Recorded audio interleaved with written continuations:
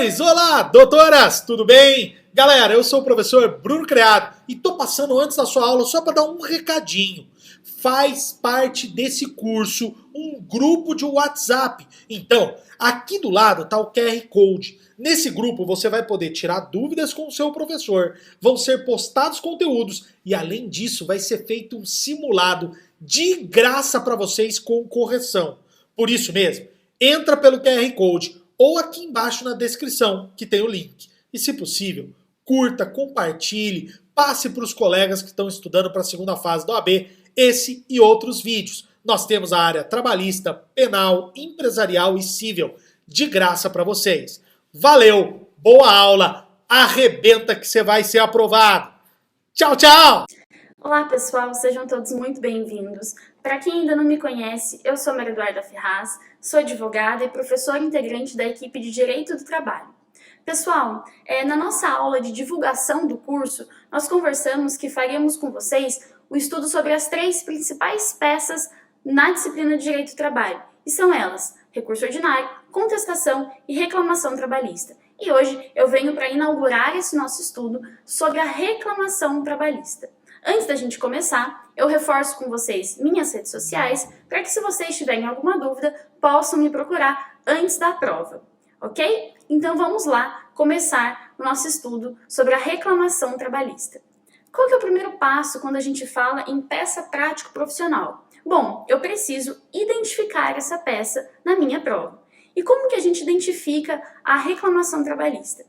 Na última aula, a Maju conversou com vocês sobre a linha do tempo processual, que vai ser importante para que vocês identifiquem as demais peças. Só que quando a gente fala em reclamação trabalhista, eu não tenho nenhum ato anterior a essa reclamação.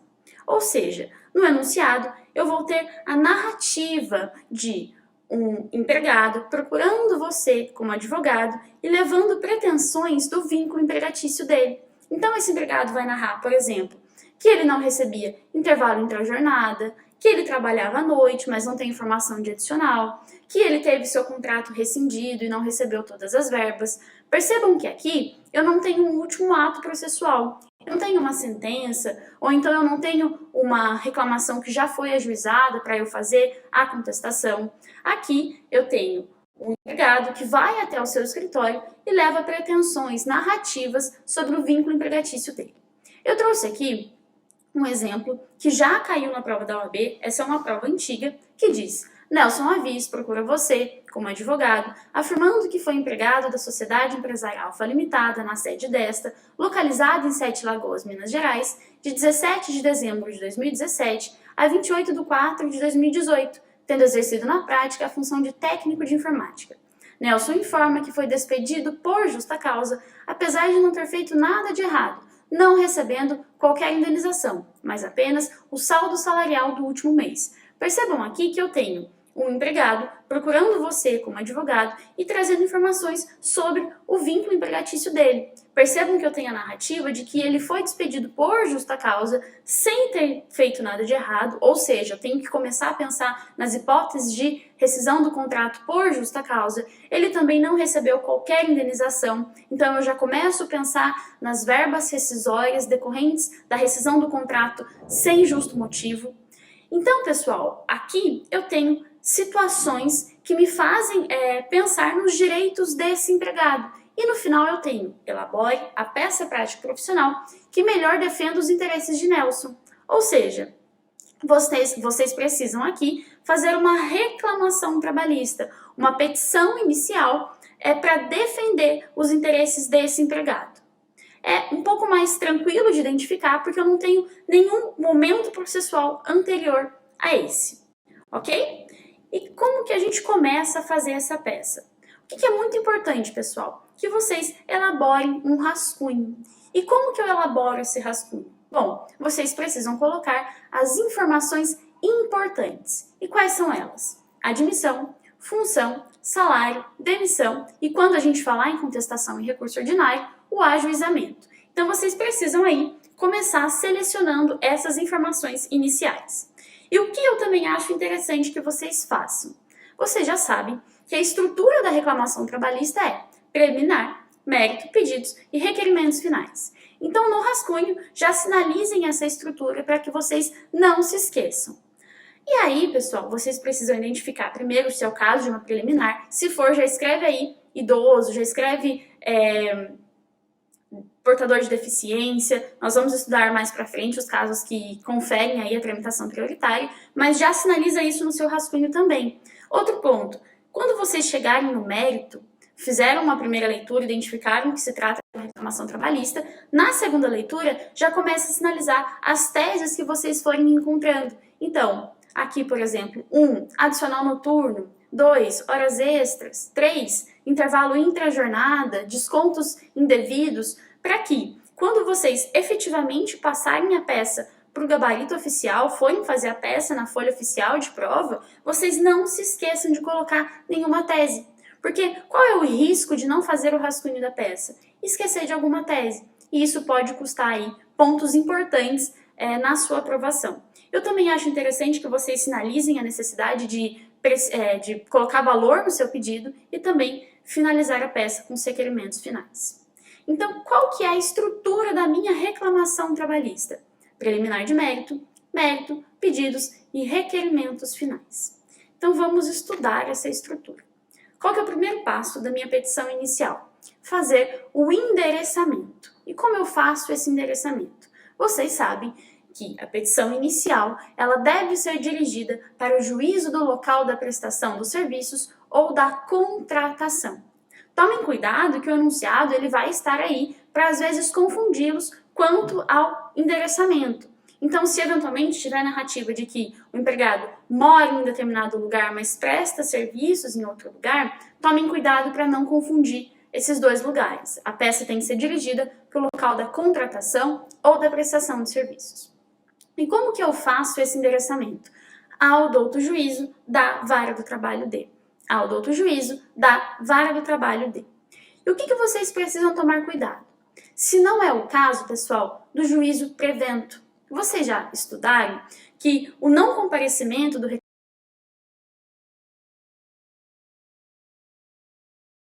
reclamante, ele vai ser condenado ao pagamento das custas processuais e isso é condição para que ele proponha uma nova demanda.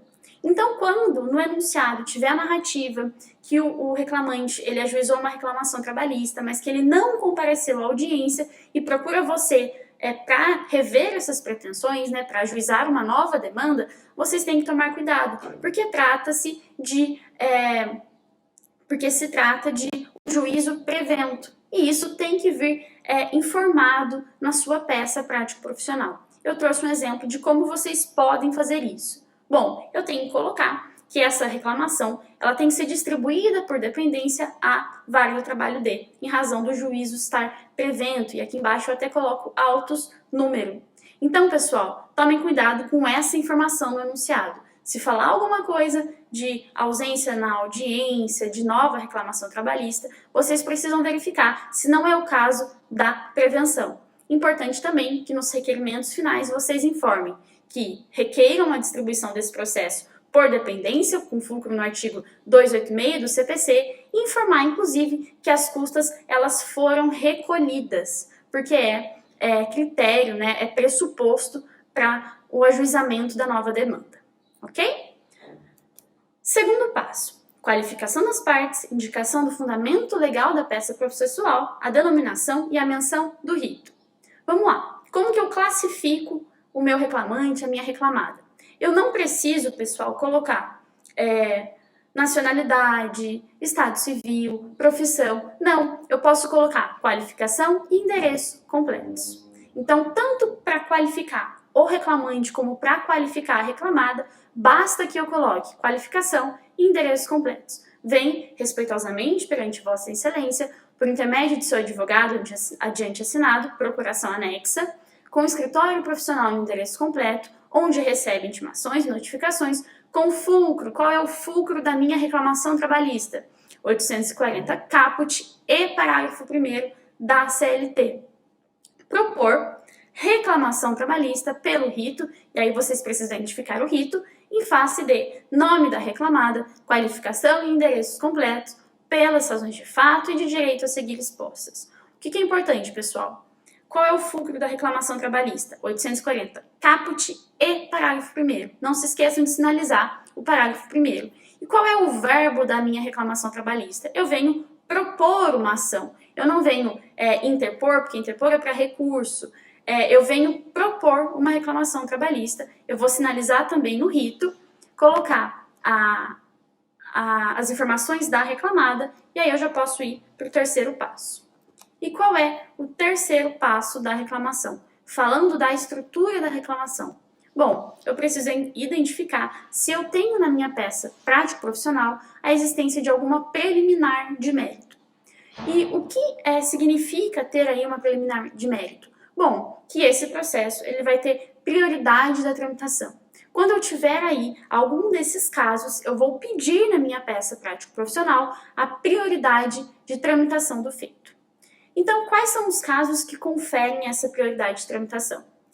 Quando um dissídio em que figurar como parte ou interessado idoso, sendo idoso quando a idade for igual ou superior a 60 anos, dissídios em que figurar como parte ou interessado portador de doença grave, dissídios em que figurar como parte pessoa com deficiência, dissídios que versam exclusivamente sobre salário e dissídios que decorram da falência do empregador. Então, idoso, portador de doença grave, pessoa com deficiência, exclusivamente sob salário e falência do empregador. Sempre que no enunciado tiver a narrativa de algum desses casos, vocês necessariamente precisam pedir a prioridade na tramitação do feito, porque isso vai ser pontuado pela banca examinadora. Tá legal, pessoal? Então, não se esqueçam desses 5 casos que conferem prioridade de tramitação, porque isso é pontuado sempre pela banca. Quarto passo, a gente entra aí no mérito. E como que eu faço o mérito? Qual é a forma mais fácil de eu fazer o mérito? Eu sempre gosto de dividir em fato, fundamento e pedido. Então, eu trago o fato, o fundamento e faço o pedido. Não se esqueçam, fato, fundamento e faço o pedido. E aí eu trouxe um exemplo para vocês. Vamos lá. Eu coloquei aí, sinalizei a minha tese, eu vou falar de descontos indevidos. E qual é a tese? A reclamada descontou do salário do reclamante um dia de trabalho no mês de junho do ano da extinção do contrato, em razão de o reclamante ter faltado ao trabalho para comparecer em juízo como parte no processo em que estava litigando contra seu antigo empregador, muito embora tenha apresentado certidão da Justiça do Trabalho confirmando suas alegações. Pessoal, não tem segredo para fazer o fato. Vocês podem copiar o que tem no enunciado. Não tem problema fazer essa cópia das informações do enunciado. Não percam tempo tentando elaborar um fato melhor, tentando explicar melhor. Não, podem aí copiar o que está falando no enunciado, que é mais fácil para vocês e vocês não perdem tempo fazendo o fato. Fundamento. Nos termos do artigo 473 da CLT, o empregado poderá deixar de comparecer ao serviço sem prejuízo do salário pelo tempo que se fizer necessário quando tiver que comparecer em juízo. Eu trouxe aí a minha fundamentação legal. Eu sinalizei o artigo da CLT. E no final, eu venho fazendo o pedido. Pelo exposto, requer a condenação da reclamada na devolução do dia de trabalho, descontado indevidamente do salário do reclamante. Eu trouxe o fato que eu extraí do enunciado, eu trouxe o fundamento legal, que é o artigo da CLT, ou eventualmente uma súmula ou uma OJ, e eu fiz o pedido. Depois, pessoal, eu venho para os pedidos. E o que eu tenho que fazer nos pedidos quando se trata de uma reclamação trabalhista? Bom, eu tenho que repetir todos os pedidos que foram feitos pelo reclamante no mérito. Tenho que indicar o valor, porque o pedido ele tem que ser certo. Não se esqueçam disso. Ah, Madu, eu tenho que fazer conta, então? Não, você nem tem informações para que faça isso. Mas basta que vocês sinalizem no importe de e coloque o valor. Basta colocar o R-cifrão que já vai ser pontuado. Então, pessoal, o que eu faço nos pedidos? Diante do exposto, requer a condenação da reclamada na devolução do dia de trabalho, descontado indevidamente do salário do reclamante, no importe de.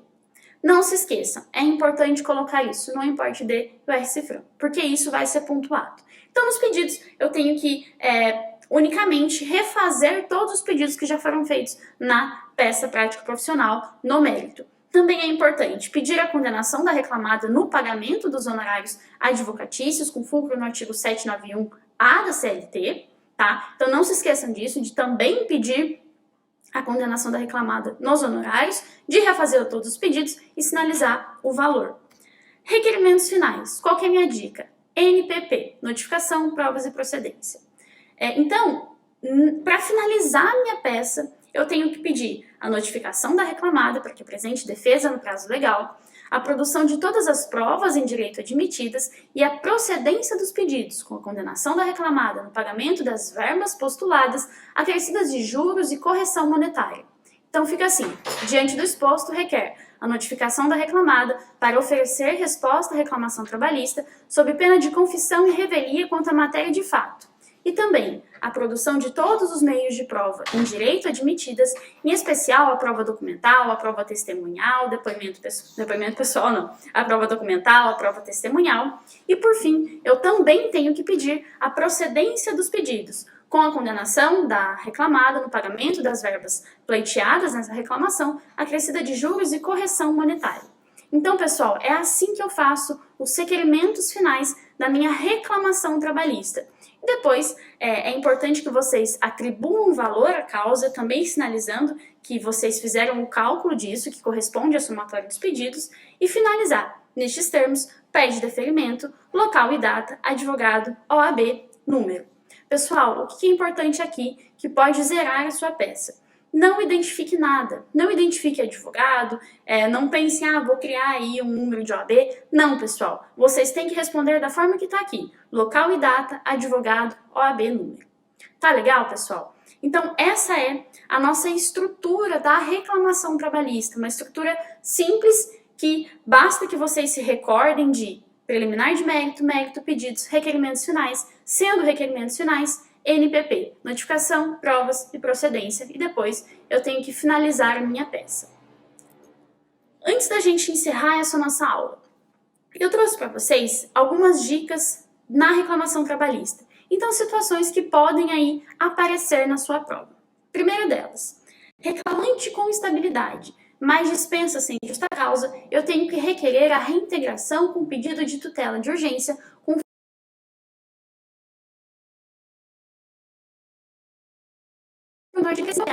que esse reclamante ele tinha estabilidade no emprego e foi dispensado sem justa causa, eu preciso aí fazer o requerimento da concessão da tutela de urgência, com fulcro no artigo 300. Então, vocês têm que sinalizar a probabilidade do direito e o perigo de dano.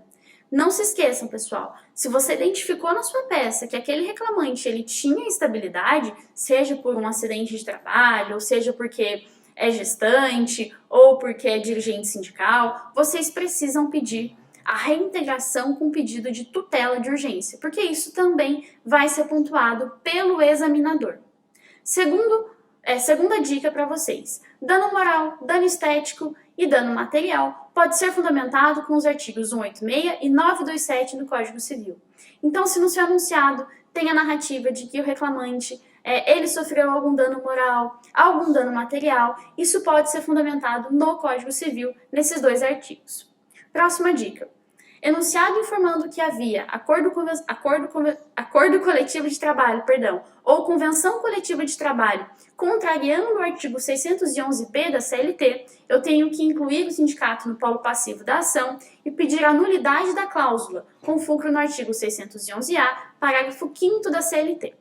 Então, pessoal, se eventualmente eu tenho aí a narrativa de que no meu contrato, no meu acordo coletivo de trabalho, tinha uma cláusula, e você percebe que essa cláusula ela tem que ser nula, porque ela contraria o 611b da CLT, você vai pedir a nulidade dessa cláusula. E sempre que eu peço a nulidade da cláusula de um acordo ou convenção coletiva de trabalho, necessariamente o sindicato tem que vir aí como litisconsórcio passivo, fazendo parte, então, compondo o polo passivo dessa demanda. Então, não se esqueçam, sinalizo no endereçamento, na primeira parte da peça, qualificação das partes, não no endereçamento, na qualificação das partes, que essa ação está sendo proposta também contra o sindicato, e faço o pedido para que o sindicato ele venha aí incluindo no polo passivo dessa demanda. E a última dica de hoje: se o enunciado informar que o reclamante está desempregado, eu necessariamente tenho que requerer a concessão dos benefícios da gratuidade processual, com fulcro no artigo 98 do CPC e 790, parágrafo 3º da CLT. Pessoal, muitas pessoas gostam de pedir, né, têm o costume de pedir a concessão da gratuidade processual em todas as peças, em todas as reclamações trabalhistas. Então, coloca aí meio que como regra pedir a gratuidade processual.